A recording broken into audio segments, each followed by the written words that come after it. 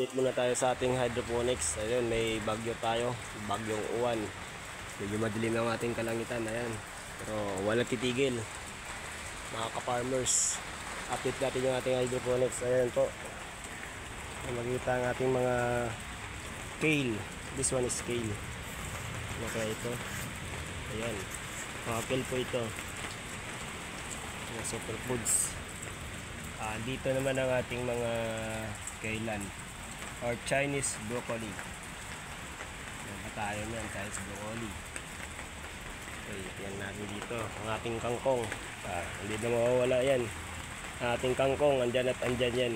Ayan naman, kakaharbisan ito ng isang araw. Ayan, nagsilabasan naman ulit. Ayan din ang ating mga kailan. Dito naman ang ating mga lettuce. Halo-halo na yan.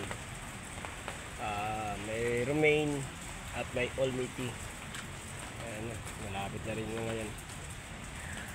Hindi gaano yung init dito eh. Kaya susunod, ayun, may mga masunod na rin din sa kabila.